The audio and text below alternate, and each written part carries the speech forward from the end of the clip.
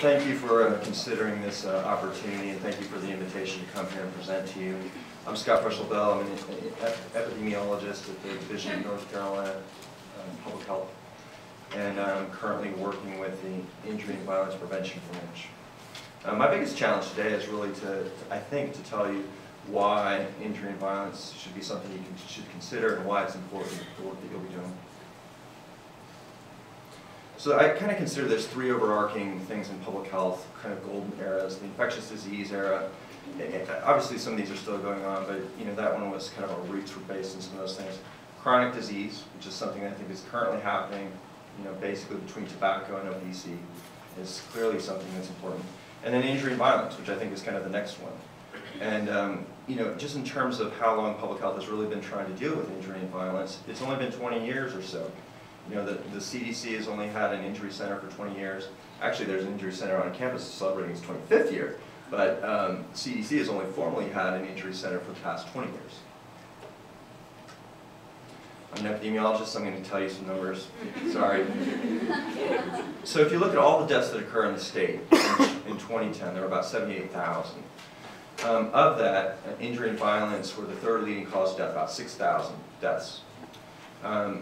Cancer, heart disease certainly occur. They usually happen at later stages, which again is what's important about this slide is the columns on the extreme right, the average years of lost life. So 18.68 years of life lost for those folks dying. So basically this happens to people who are younger. For 87% of North Carolina population, between 1 and 64, injury is the leading cause of death.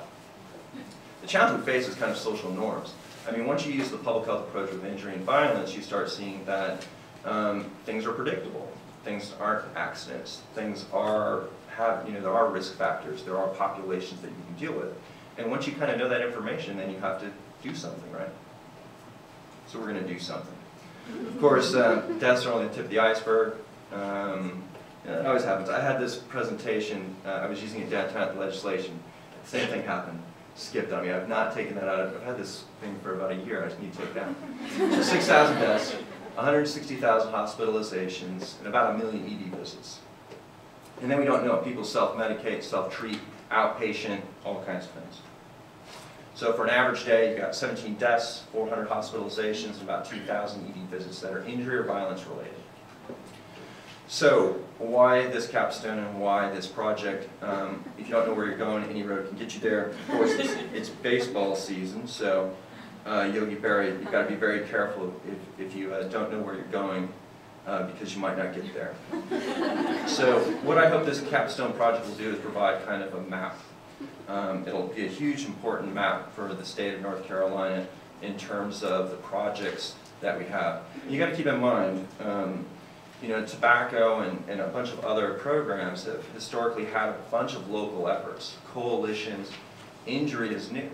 We don't know what's happening out there. I mean, I've worked now for 3 years in the Division of Public Health on injury and violence, and I hear about a project out in some county, and I'm like, we never knew about that. So this project is literally big, but it's good and it's important. Parts of it will be hard, parts of it will be boring, but it'll be important. We need an assessment. We need an assessment of what's happening across the state. There are 87 local health departments. We have 100 counties. Most of them are based around a county. There's a few that are clustered together. So you would be essentially assessing all of those local health departments for their injury and violence efforts. Sometimes they don't even recognize them. I mean, remember, injury and violence is everything from car seats to homicides. So it's this huge range. I mean, that's part of its problem, is that it has this huge topical area and everyone doesn't feel like they're all in part of the big umbrella of injury and violence. They say, I do car seats. Well, if you do car seats and install those, you're probably helping keep kids safe, but that's part of injury and violence. So also, I think the lesson from tobacco is very clear, that once tobacco finally kind of got its foot in the local health departments and saw what some of the local activities were doing, a lot of them weren't evidence-based. And they spent another decade converting all those health fairs and other things and brochures into work on policy, work on things that are evidence-based, cessation programs, things of that nature. We'd like to get advance notice and get a little bit in the establishment before what I hope will be, funding and opportunities kind of down the road. When those coalitions do start to form, we want to make sure that they're evidence-based, that they're effective. We want to highlight some of those local health department programs with profiles. Again, that will help disseminate some of the things that are working and working best. The skills you'll gain are transferable to lots of different things. There's surveys, there's interviews, toolkits that will be made and created.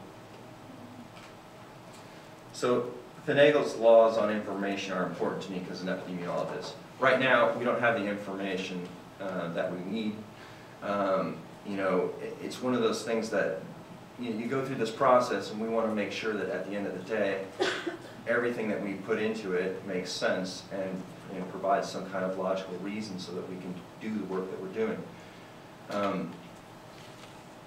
I look at this slide and I think, gosh, half of our data, we struggle with this some. Usually you don't have the information you want. Usually it's not what you need. We want to make sure that we have that before we start. This particular map was generated a few years ago. This was actually right when I had switched. I'd worked in tobacco for a number of years, and then I switched over to injury and violence. And this was the cover of the Division of North Carolina annual report. And I was looking all over. I was like, great, where's injury? They listed everything.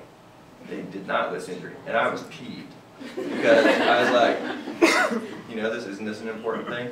Well, I found a little spot. I learned that PowerPoint trick in graduate school.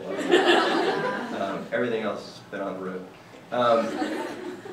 And what we want to do is we want to make sure that we put injury and violence on the public health map. And with this capstone project, we're hoping to start that initiative. So if you have questions, I guess they're at the end of the time, right? Thank you very much.